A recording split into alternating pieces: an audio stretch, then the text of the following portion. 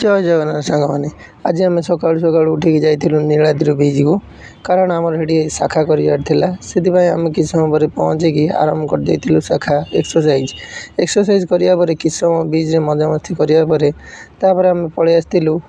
Registration करने को कारण आज गोटे ज्ञानर मीटिंग थिला ज्ञान जोगर से आम किसी फटो उठे ज्ञान जोग रेजिस्ट्रेशन करके पलि आसलु आसिक देखा मात्रे दांडे लंबा लाइन लगी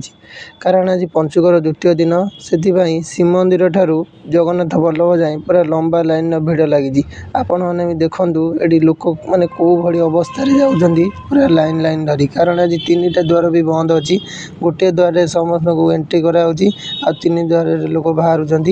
तापर किस समय पर आम रूम रे जाई पहुँचिकी रेडी होगी पुणी पलि आसलु प्रोग्राम रे किस समय पर प्रोग्राम रे पहुँचा पर आम पलि आसलु दर्शन करने वीडियो भल लगी लाइक शेयर कमेंट करेंगे।